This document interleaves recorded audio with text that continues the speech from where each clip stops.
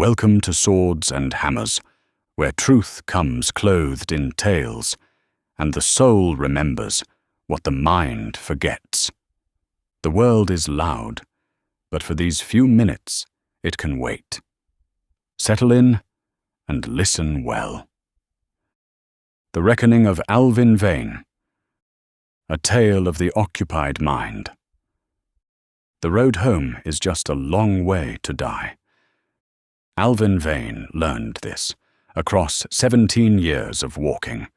As he crested the final ridge above the valley of his birth, he understood it in his marrow.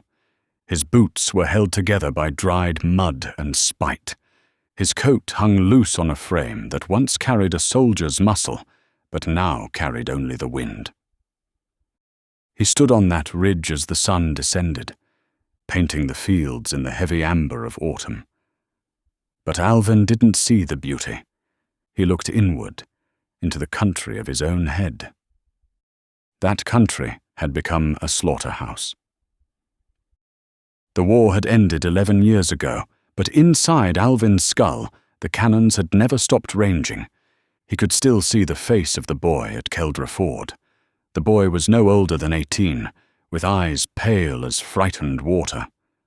Alvin remembered the weight of the sword. He remembered the sound the boy made. Not a scream, but a small, surprised gasp, as if he had just remembered something he forgot to do at home. Then the red. Then the silence. Alvin had carried that face through every kingdom, seeking a geography where the memory could not find him. Nothing held. The memory returned each morning, like a creditor who knows where you live.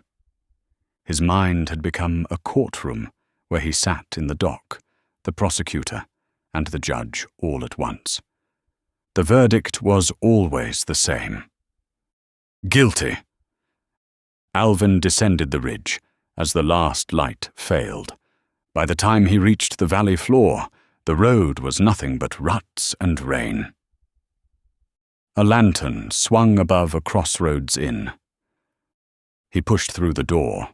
It smelled of wet leather and sour ale. He took a corner seat. Back to the wall, eyes on the door. A soldier's habit. You're staring at that broth like it owes you money, a voice rasped. Alvin didn't look up. It's a free country. Not for you, it isn't. An old man slid into the opposite bench. He had a face like a ploughed field, and a scar that halved his jaw. His coat smelled of long roads and wood smoke. Your occupied territory, son. I can hear the boots of the garrison marching in your head from over here. Alvin gripped his spoon. I didn't ask for a chaplain. Move on. I'm no chaplain, the old man said, pulling a pocket knife and a scrap of cedar from his coat. He started to whittle. Just a man who got tired of the noise. You've been staring into that bowl like you're looking for a face, and you won't find it there because you've already got it memorized. It's a fool's errand. He should be there, Alvin hissed. If I forget him, who remembers? I killed him. I don't get to just walk away. That isn't justice.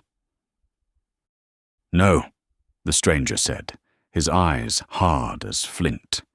It isn't justice. Justice would have buried you 11 years ago. You're looking for a way to pay a debt that's already been bought out from under you, and it makes you feel small.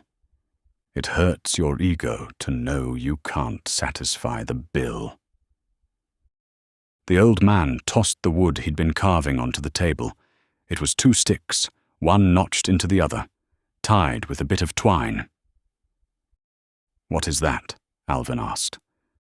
An executioner's tool, the stranger said.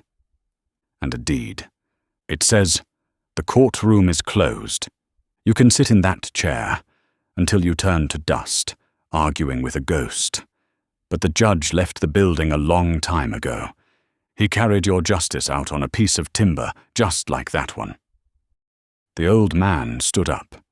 You can keep the boy's face, or you can take the wood. But you haven't got room for both.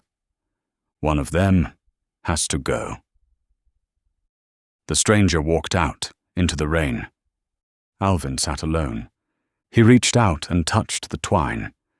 It was an insult to the scale of his crimes, but as he gripped it, he felt a strange, terrifying hollowness, the space where the accusation usually lived.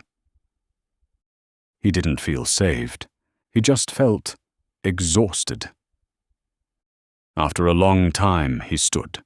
He slipped the wood into his coat, where it rested against his chest, like a second heartbeat. He pushed through the door and the rain hit his face. It tasted clean, and Alvin Vane began to walk. Cellar.